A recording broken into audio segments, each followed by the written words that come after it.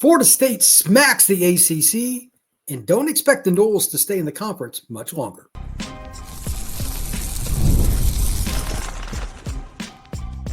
You are Locked On Seminoles, your daily podcast on the Florida State Seminoles. Part of the Locked On Podcast Network, your team every day. Welcome back into Locked On Seminoles. I am your host, Brian Smith, longtime college football writer and recruiting analyst. Thank you for making Locked On Seminoles your first listen each and every day. We are part of the Locked On Podcast Network, your team each and every day. And this is a monumentous Locked On Seminoles podcast because the Noles have settled with the ACC along with Clemson. Hats off to both institutions because they are both going to get paid what they are worth.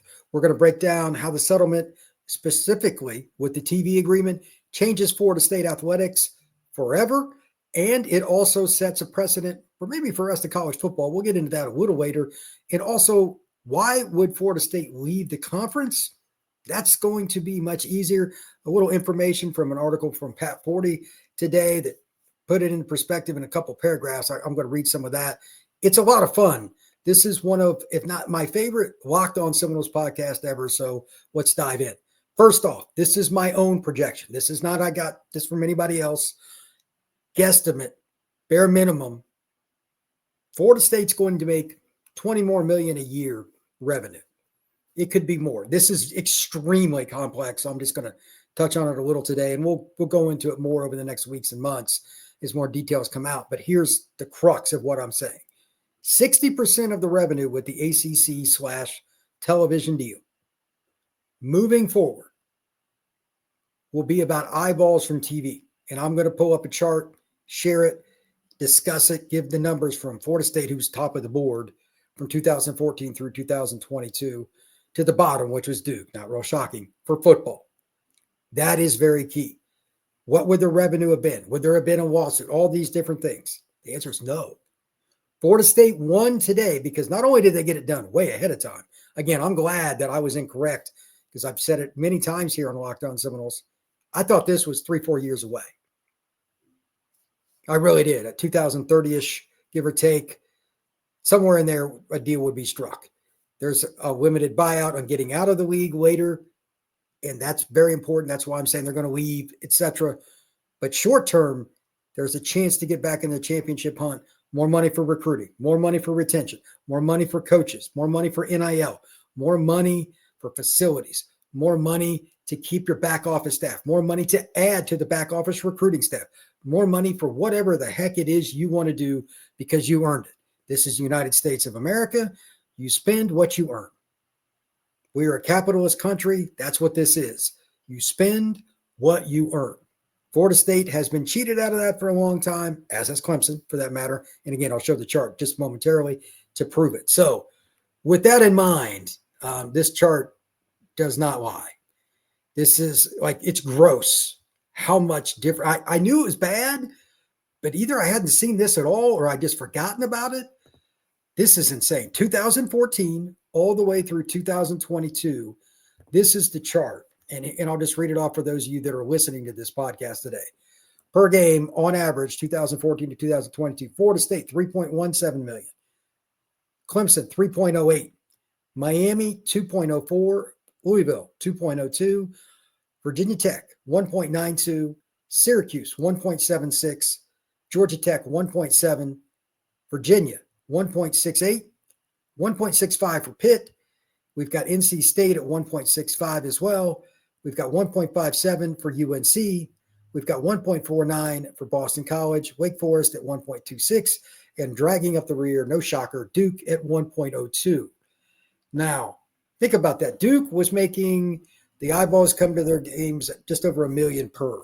And sometimes that's because they were playing Florida State or Clemson or Miami or Louisville or something. Okay?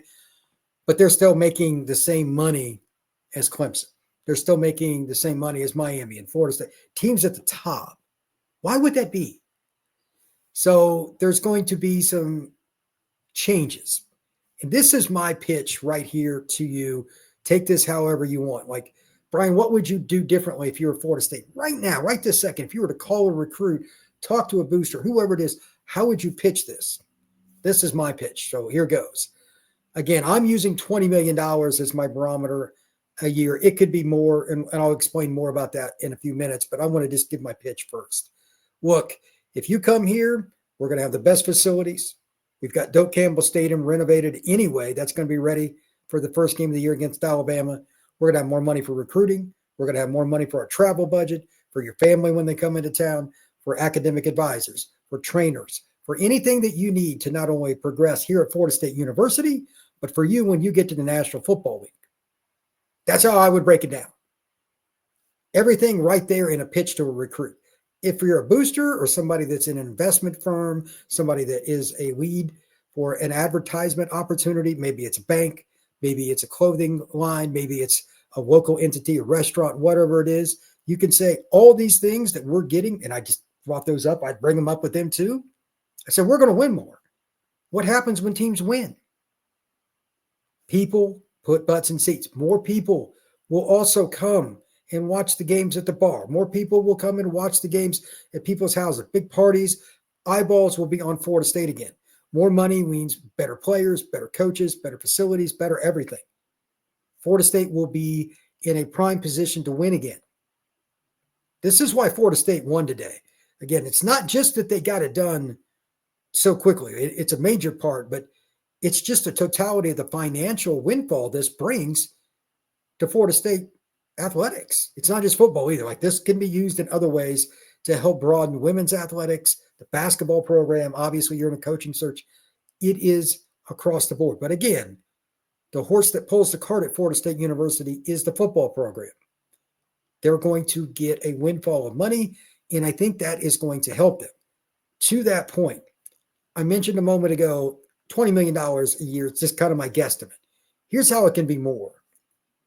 You want to take, just from a personal perspective, $20 that you put away and turn it into $40. You invest it, whether it's stocks, bonds, buying and selling used cars, whatever it is you do, you'd want to find a way to save for retirement. Well, Florida State is similar, but you don't retire as a university. You want to save for the future, money for coaching buyouts, etc. If you're winning more, you're going to have more advertisers come knocking on your door. More of a seller's market, if you will. That means you're going to have more selectivity with who you want to do business with, higher bidders. Obviously, that also means better chances for elite brands. I don't know which ones, but maybe it's Mercedes. Maybe it's something like Goldman Sachs. Whatever it is, you're going to have different opportunities. Who knows? There are so many ways. Some of them will be more private. Some will be big box. Some of them will be on Doak Campbell Stadium. Whatever it is, they will add to what you get. And that's just from the TV revenue coming in. And as you win, that $20 million, this is just the initial, I think will grow. That's the really important part of this. The $20 million should be 25, and then it should be 27, then it should be 30. You will gain on the Big Ten and SEC until they leave the conference. We're going to talk about that next here on Locked On Seminoles, and I honestly think that this is one of the more fascinating points about the show today, because there's still some settlement ideas that people have on what that could happen, and there could be other things that come along, but 2030 is the year. That's when the reduction for how much the grant of rights, that's a big jump down, and Florida State, I think that will be the year. We're going to talk about that next here on Locked On Seminoles, and I am very excited about it. Again, this is maybe the most important Locked On Seminoles podcast ever. Enjoy it, so we'll be right back with more. Get the supplies you need from the site made for the skilled trades, Supply House. Whether you're in plumbing, HVAC, or electrical work, Supply House is the reliable way to order products online. Their easy-to-use website is packed with helpful resources and the latest product info to help you get the job done right. Plus, with a complete inventory of over 200,000 parts, from 400 plus top brands, you'll find exactly what you need delivered fast from coast to coast. Need help with an order? Supply House offers expert support and industry-leading service, so you'll always talk to a real person. And for the trade pros looking for an extra edge, their free Trade Master program offers exclusive perks like dedicated phone line, free shipping, and discounts on every order. Thousands of skilled professionals are already taking advantage. Now it's your turn. Join the Trade Master program today at supplyhouse.com/TSN.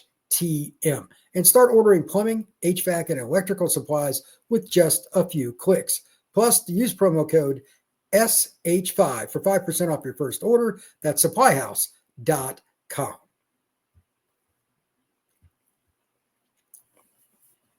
I'm sure many Florida State fans are excited for the Noles to eventually leave the league.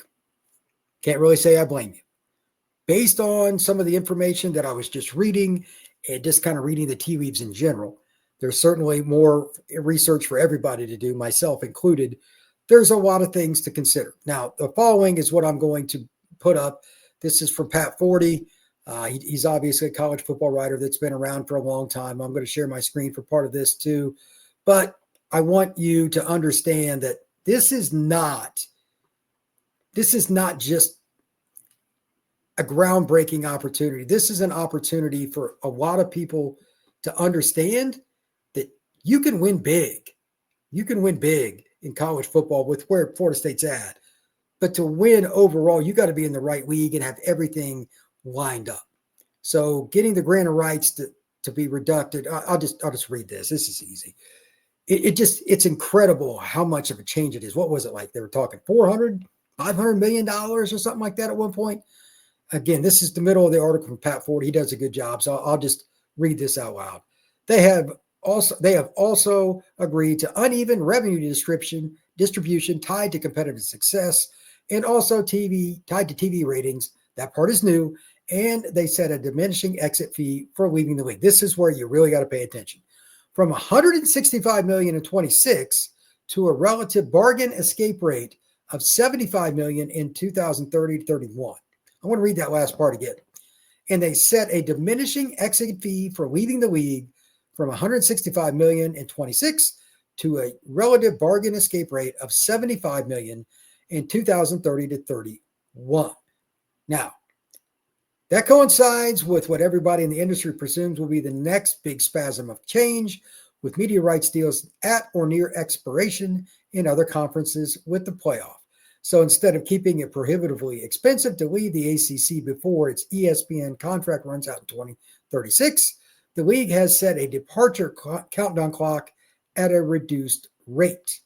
With 5 years of presumed stability be worth the reduced equality, that's to be determined, says 40. The ACC at least followed the mantra of all embattled leagues do not become the Big 12, but it might also have a precedent that further destabilizes the entire landscape. So let me break down what he's saying here. The ACC wanted to at least stay alive. They didn't want to come to Pac-12. I completely agree with Pat Ford. That being the case, there was no great win opportunity for them in the long term. Florida State, again, they smacked them down with this, but they were afraid that they would lose the whole league if they didn't make this deal. They're hoping that even when Florida State and Clemson leave, and I'm sure they know they do, they have a way to revamp and get other teams. Who knows who it will be? I don't know. Maybe there'll be some Big Ten teams go to the ACC, some ACC team go to. There's going to be shuffling of all kinds. There's a lot of different stuff going on. That being the case, conference realignment is so important in the grand scheme of things because your league, again, it's where you get your money. So I think they looked at it from, we're going to take a little bit of a hit now, but we'll guarantee success in terms of staying afloat. That was the ACC's point. Now for ACC to look at this any other way, that if there's something else, have at it. But that's what I think. For Florida State, Clemson, and the rest of the league, this is two parts. The upper echelon of the league, let's include Miami, because they were third, Louisville fourth. Let's include those two as far as the TV revenue. This gives them a chance to make some hay and possibly lead the league in 2030. I don't know how many teams will want to leave. I don't know. I don't know what teams might want to come into the league. There's talk about North Carolina leaving. That's another school. Of course, North Carolina basketball, the brand is huge. It's a really unique thing they got going there. So we'll see. But Florida State, Clemson in particular for football, this makes sense. They have leverage now. Sure, you're still going to have an exit fee, and it sucks. But who's to say by 2030 there isn't something that allows you to not only leave the Atlantic Coast Conference, go to the Big Ten or the SEC? Who knows? That's a long way from now. But there's also the chance that even if you wanted to, 26 is not out of the realm. I doubt they would spend that much. I don't know how they would come up with it, but you have options. They really went through this and did a good job. At least you're promoting yourself, making it known behind closed doors. There's not going to be a lot of this public, that you are a possible candidate to go to another league. And you're doing it with more money coming out no matter when it is. I really don't see how Florida State lost in this in any way. I really don't. So do I think by 2030 it'll be imminent? Yeah. It might come out even a year or so before, hey, what I heard, so, maybe it's Bud Elliott, maybe it's Pat Forty, whoever, somebody's going to talk about this and say, hey, next year it's going to happen. They're just riding out the storm here in the Atlantic Coast Conference for one more season. Florida State in the city of Tallahassee is going to have the ACC banner flying. That's cool. Here's where I think it gets interesting. I talked about the $20 million, give or take. By then it'll be more because Florida State will be winning more again. That's lock, stock, and barrel. You got more money, you're going to get better coaches, better facilities, you're going to have more money for recruiting, NIL, everything. They're going to win more. That's going to make them even more attractive to the Big Ten or the SEC. And because of the reduced fee, that number is very important because if it's for Florida State, it's going to be for anybody. That makes it interesting with North Carolina. I brought them up intentionally a moment ago. North Carolina, because of their basketball brand, Michael Jordan, Dean Smith, and they had so many great coaches and players there. The SEC wants them. They got Bill Belichick there now, which is, by the way, still wild. Maybe Florida State is a little bit more of an option for the SEC and Big Ten, which creates a bidding war. Maybe they get a great deal because the Big Ten right now, Northwestern gets the same money as Penn State, Michigan, or Ohio State. That ain't going to last much longer now that Florida State and Clemson kind of broke that through, shattered that glass ceiling on that. The Big Ten, the top of the board, they're going to want a similar deal. I guarantee it. SEC, Alabama, Georgia, LSU, Texas A&M, they're going to want that too. Tennessee, no offense to Arkansas and Vanderbilt, but it's not the same. They don't bring in the same eyeball. So I think you're going to see a scenario where there's going to be a bidding war for Florida State. Again, a lot of this will be very private. If you come to the league, we'll give you X. You come to the league, this is how the vote's going to come out. You can't vote on it till you're here, but we're going to get it to where there's a distribution similar to what you had in the ACC. Maybe it's even better. And then away we go. I don't know which league it will be. And for a while now, I thought it was going to be the Big Ten, but UNC makes it universally unique because of the football program's on an upswing with Belichick, and they got the basketball brand. Maybe there's 2 or 3 schools from the ACC that package to one league or the other, because whoever gets that between the SEC and Big Ten, that's huge. It will change and make that league the strongest. They're probably going to have to overextend a little bit on the financial end. That's my opinion. I think Florida State will benefit from that. Maybe Carolina's not a part of that package. Maybe I'm wrong. Maybe they're the only one that goes to the SEC. But if you could broker Clemson, UNC, and FSU to the Big Ten, I'll just use that as an example, it changes college athletics. Florida State's going to be on an upswing. UNC's got a lot of money. And I know that Clemson, that's a diehard fan base. It'd be really interesting to see what they would be able to do too. We'll find out, but that's going to be a bidding war that's really interesting. I want to summarize the show here in just a moment, talking about recruiting a little bit again and some of the really grand scheme of things here, because how it changes college athletics. What's next? Because again, Florida State has broken through on this, and that's next here on Locked On Seminoles. College athletics have changed from an athletic administration at the conference level due to what Florida State and Clemson have done.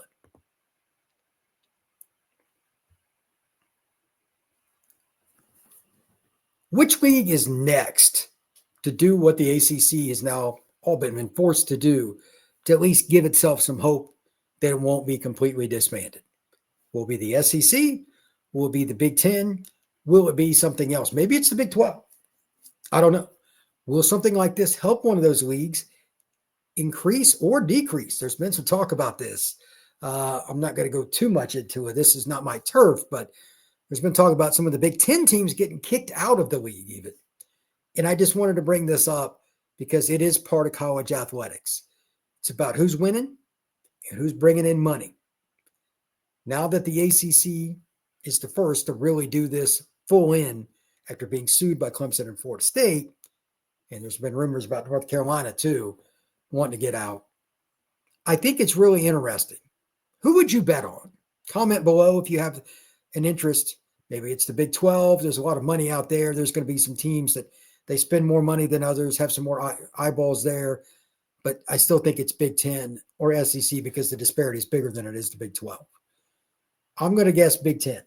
And it's because Michigan, Penn State, and Ohio State, their brands are massive. They're huge institutions in terms of number of students per year, more revenue, more alumni, et cetera. And they're old schools with a lot of money.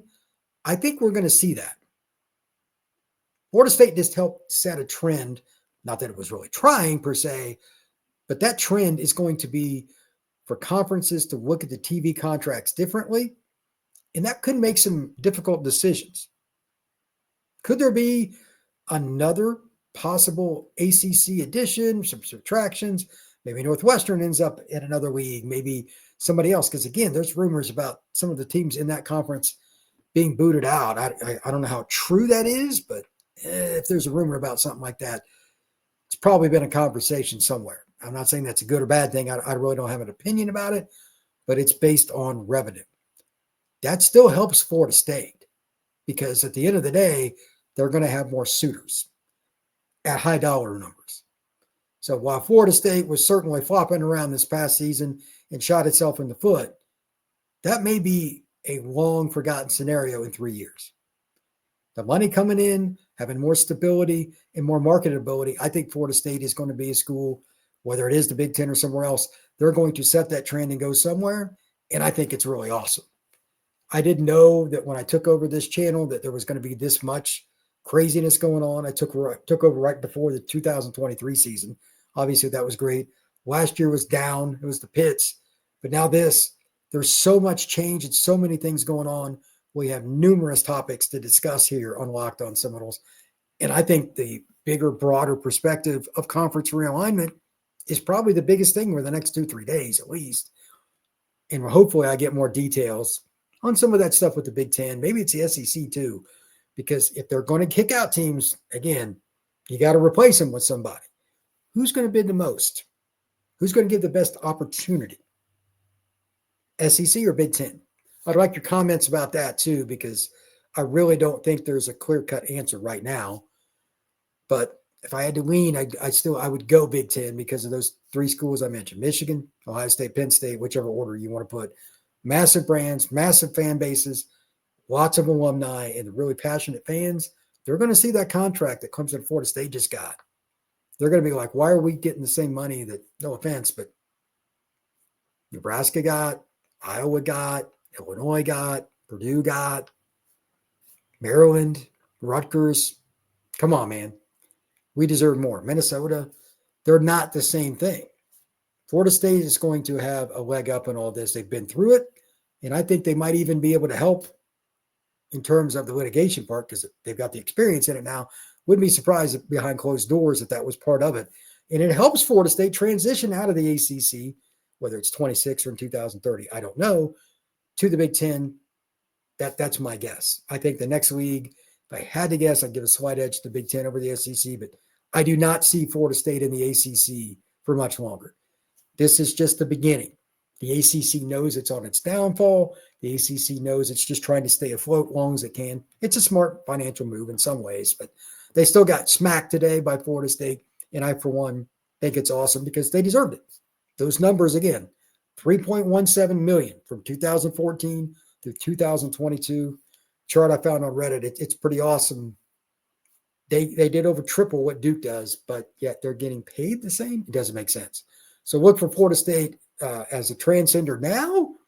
And maybe again, when the next round of realignment happens around 2030, I expect the Noles to be smack dab in the middle of it, and maybe even the team that is at the top of the board. This has been Locked On Seminoles, and a great day for Florida State athletics, especially football. I hope you enjoyed the show. Please like, subscribe, and share this podcast. We'll be back again tomorrow to talk more about this as I learn more. I've pushed back a lot of recruiting stuff because there's just been so much with the conference realignment, and that obviously takes precedent. So please, once again, like and subscribe and share. We will see you again soon here on Locked On Seminoles.